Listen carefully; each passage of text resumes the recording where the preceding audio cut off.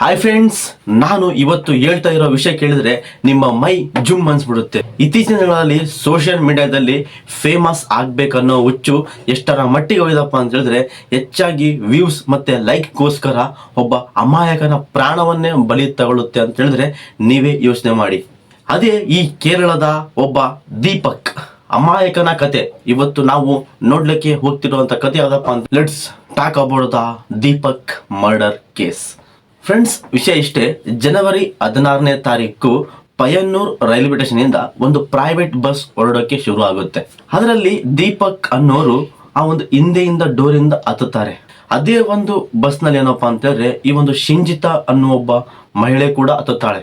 ಈ ಒಂದು ಶಿಂಜಿತ ಯಾರು ಗೊತ್ತಾ ಫ್ರೆಂಡ್ಸ್? ಈ ಒಬ್ಬ ಶಿಂಜಿತ ಏನಪ್ಪಾ ಅಂತಂದ್ರೆ ಇವಳು ಸೋಷಿಯಲ್ ಮೀಡಿಯಾ ಇನ್ಫ್ಲುಯೆನ್ಸರ್ ಆಗಿರ್ತಾಳೆ. ಹಾಗಾಗಿ ಬಸ್ನಿಂದ ಹತ್ತಿದಂಗಿಂದ ಹಿಡ್ಕೊಂಡು ಅಲ್ಲಿ ಒಳಗಡೆ ಬಸ್ನೊಳಗಡೆ ವಿಡಿಯೋನ ರೆಕಾರ್ಡ್ ಮಾಡ್ತಾ ನಿಂತಿರ್ತಾಳೆ. ಆಮೇಲೆ ಈ ಒಂದು ರೆಕಾರ್ಡ್ ಮಾಡಿರೋ ವಿಡಿಯೋಗಳನ್ನ ಎಲ್ಲ ಕಟ್ ಮಾಡಿ ಒಂದು 18 ಸೆಕೆಂಡ್ ಇರುವಂತ ವಿಡಿಯೋವನ್ನ ಇವಳು ಇನ್ಸ್ಟಾಗ್ರಾಮ್ ಸ್ಟೋರಿಲಿ ಅಥವಾ ಇನ್ಸ್ಟಾಗ್ರಾಮ್ ಸೋಷಿಯಲ್ ಮೀಡಿಯಾದಲ್ಲಿ ಅಪ್ಲೋಡ್ ಮಾಡ್ತಾಳೆ. ಈ ವ್ಯಕ್ತಿ ನನ್ನನ್ನ ಬಸ್ನಲ್ಲಿ ಅಸಭ್ಯವಾಗಿ ವರ್ತನೆ ಮಾಡಿದ್ದಾನೆ ಅಂತೇಳಿ ಇಂಥವ್ರನ್ನ ಸುಮ್ಮನೆ ಬಿಡಬೇಡಿ ಅಂತ ಹೇಳಿ ಒಂದು ಸೋಷಿಯಲ್ ಮೀಡಿಯಾದಲ್ಲಿ ಈ ಒಂದು ವಿಡಿಯೋನ ಹಾಕ್ತಾಳೆ.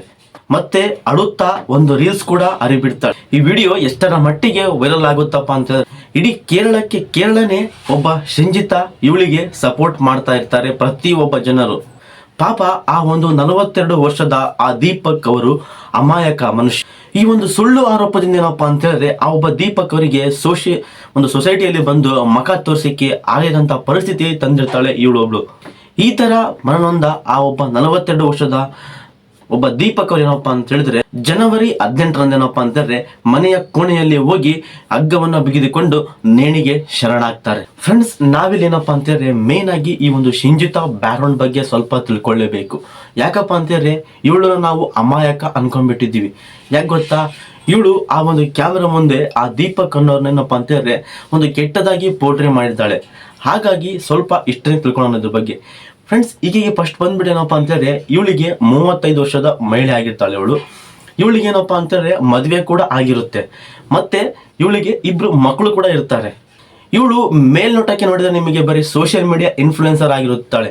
ಆದ್ರೆ ಇವಳು ಒಬ್ಳು ಯೂಟ್ಯೂಬರ್ ಕೂಡ.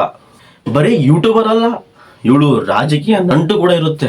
ಇವಳು ಮುಸ್ಲಿಂ ಲೀಗ್ ಪಾರ್ಟಿಯ ಒಬ್ಬ ಕಾರ್ಯಕರ್ತೆ ಆಗಿ ಕೂಡ ಕೆಲಸ ಮಾಡಿರ್ತಾಳೆ. ಮತ್ತು ಅದೇ ಊರಲ್ಲಿ ಏನಪ್ಪಾ ಅಂತಂದ್ರೆ ಪಂಚಾಯಿತಿ ಮೆಂಬರ್ ಎಲೆಕ್ಷನ್ ಅಲ್ಲಿ ಗೆದ್ದಿರ್ತಾಳೆ ಕೂಡ. ಇವಳಿಗೆ ಏನಪ್ಪಾ ಅಂತಂದ್ರೆ ಆ ಒಂದು ಕಾನೂನು ಮತ್ತು ಸಮಾಜದ ಬಗ್ಗೆ ಬಹಳ ಚೆನ್ನಾಗಿ ಅರಿವಿರುತ್ತೆ. ಇವಳು ಇಷ್ಟೇ ಅಲ್ಲ, ಹೈಲಿ ಎಜುಕೇಟೆಡ್ ಪರ್ಸನ್ ಕೂಡ ಆಗಿರ್ತಾಳೆ. ಇವಳ ಎಜುಕೇಶನ್ ಬಂದ್ಬಿಟ್ಟು MCOM ವರೆಗೂ ಓದಿರ್ತಾಳೆ. ಮತ್ತು ದುಬೈನಲ್ಲಿ ಹೋಗಿ ಏನಪ್ಪಾ ಅಂತ ಹೇಳಿದ್ರೆ ಅಲ್ಲಿ ಅಕೌಂಟೆಂಟ್ ಆಗೋನು ಸಮೇತ ಕೆಲಸವನ್ನ ಮಾಡಿರ್ತಾಳೆ. ಆದ್ರೆ ಒಂದು ವಿಡಿಯೋನ ಎಡಿಟ್ ಮಾಡಿದ್ರೆ ಅದರ ಪರಿಣಾಮ ಏನಾಗುತ್ತೆ ಅನ್ನೋ ವಿಷಯ ಇವಳಿಗೆ ಚೆನ್ನಾಗಿಯೇ ಗೊತ್ತಿರುತ್ತೆ. ಇದು ಕೇವಲ ಆಕಸ್ಮಿಕವಾಗಿ ನಡೆದ ಒಂದು ಸ್ಟೋರಿ ಅಲ್ಲ, ಇದು ಬೇಕಂತಲೇ ಪ್ರೀ ಪ್ಲಾನ್ ಮಾಡ್ಕೊಂಡು ಮಾಡಿರೋ ಒಂದು ಸ್ಟೋರಿ. ಇದೊಂಥರ ಕೋಲ್ಡ್ ಬ್ಲೇಡೆಡ್ ಪ್ಲಾನ್ ಆಗಿರುತ್ತೆ.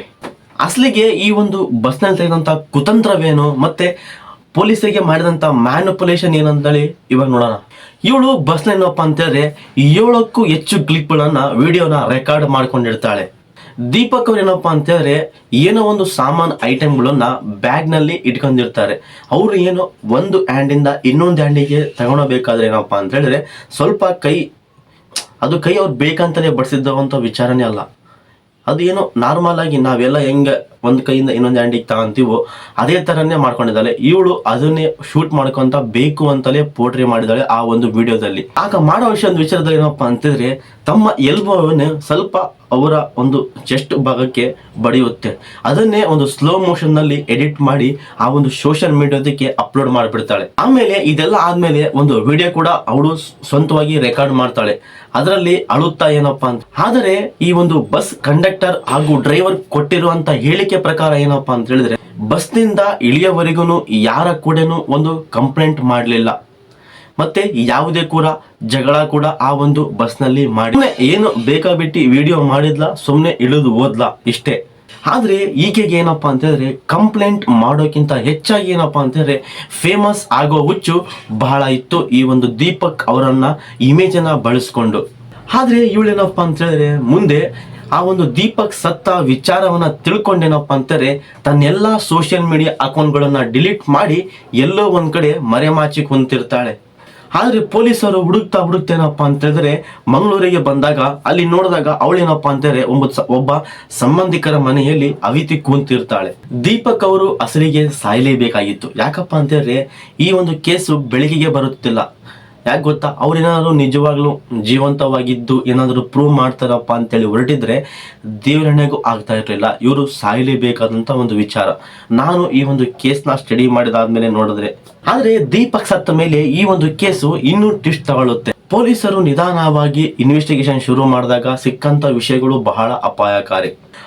ಹಾಕಿದ ಒಂದು 18 ಸೆಕೆಂಡ್ನ ವಿಡಿಯೋ ಅದು ಒರಿಜಿನಲ್ಲೇ ಅಲ್ಲ ಅಂತೇಳಿ ಪೊಲೀಸರು ಹೇಳ್ತಾ ಇದ್ದಾರೆ. ಈಗ ಅವಳೇನಪ್ಪ ಅಂತೇಳಿ ಈ ಒಂದು 7 ಕ್ಲಿಪ್ಗಳನ್ನ ಬೇರೆ ಬೇರೆ ತರ ಎಡಿಟ್ ಮಾಡಿ ಅದರಲ್ಲಿ 18 ಸೆಕೆಂಡ್ ಕ್ಲಿಪ್ ಅನ್ನ ತಗೊಂಡು ಅವರು ಬೇಕು ಅಂತಾನೆ ಮುಟ್ಟಿದ್ದಾರೆ ಅಂತೇಳಿ ಎಡಿಟ್ ಮಾಡಿ ಸೋಷಿಯಲ್ ಮೀಡಿಯಾದಕ್ಕೆ ಅಪ್ಲೋಡ್ ಮಾಡಿದ್ದಾರೆ.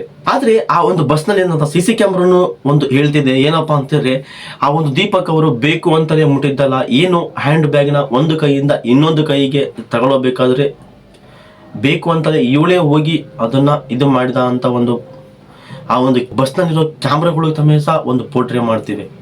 ಬರೀ ಕೇವಲ ವ್ಯೂಸ್ಗಾಗಿ ಇವಳು ದೀಪಕ್ ಕಡೆ ಹೋಗಿ ಆ ಒಂದು ವಿಡಿಯೋನ ರೆಕಾರ್ಡ್ ಮಾಡಿದ ವಿಷಯ ಆ ಒಂದು CCTV ಫುಟೇಜ್ನ ನೋಡಿದಾದ್ಮೇಲೆ ಬಹಳ ಒಂದು ಕನ್ಕ್ಲೂಷನ್ಗೆ ಬರ್ತಾರೆ ಆ ಒಂದು ಪೊಲೀಸರು. ಸದ್ಯಕ್ಕೆ ಈಗ ಪೊಲೀಸರು ಅವಳನ್ನ ಅರೆಸ್ಟ್ ಮಾಡಿದ್ದಾರೆ.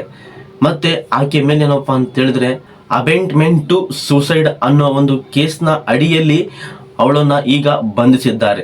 ಆ ಒಂದು ಸೈಬರ್ ಕ್ರೈಮ್ ಏನಪ್ಪಾ ಅಂತಂದ್ರೆ ಆ ಒಂದು ಡಿಲೀಟ್ ಆಗಿರೋ ಅಕೌಂಟ್ಗಳನ್ನ ರಿಕವರಿ ಕೂಡ ಆ ಒಂದು ಸೈಬರ್ ಕ್ರೈಮ್ ಡಿಪಾರ್ಟ್ಮೆಂಟ್ ಕೂಡ ಒಂದು ರಿಕವರಿ ಮಾಡ್ಕೊಂಡಿದೆ. ಹ್ಯೂಮನ್ ರೈಟ್ಸ್ ಕೂಡ ಈ ಒಂದು ಕೇಸ್ ನಲ್ಲಿ ತಲೆ ಹಾಕಿದೆ ಅಂತೇಳಿ ಹೇಳ್ತಾ ಇದ್ದಾರೆ ಪೊಲೀಸರು. ನೋಡಿ ಫ್ರೆಂಡ್ಸ್, ಈ ಒಂದು ಘಟನೆಯಿಂದ ನಾವು ಕಲಿಯಬೇಕಾದ ವಿಷಯ ಏನಪ್ಪಾ ಅಂತ ಹೇಳಿದ್ರೆ ಸೋಷಿಯಲ್ ಮೀಡಿಯಾದಲ್ಲಿ ಯಾವುದೋ ಒಂದು ವಿಡಿಯೋ ನೋಡಿದ ತಕ್ಷಣ ಅವರನ್ನ ಜಡ್ಜ್ ಮಾಡ್ಲಿಕ್ಕೆ ಹೋಗ್ಬಾರದು. ಕಾನೂನು ಇರೋದು ಆ ಒಂದು ಮಹಿಳೆಯ ಸುರಕ್ಷತೆಗೋಸ್ಕರನೇ. ಅದನ್ನ ವ್ಯೂಸ್ಗಾಗಿ ಮಿಸ್ಯೂಸ್ ಮಾಡೋದು ಎಷ್ಟು ಸರಿ? ಒಬ್ಬ ಅಮಾಯಕನ ಒಂದು ಜೀವ ಹೋದ್ಮೇಲೆ ಈ ಕೇಸ್ಗೆ ಒಂದು ನ್ಯಾಯ ಸಿಕ್ಕಿದ್ರು ಏನು ಯೂಸ್ ಆಗೋದಿಲ್ಲ. ಆ ಒಂದು ದೀಪಕ್ ಅವರ ಆತ್ಮಕ್ಕೆ ಶಾಂತಿ ಸಿಗ್ಲಿ ಅಂತೇಳಿ ನಾವು ಆಶಿಸೋಣ.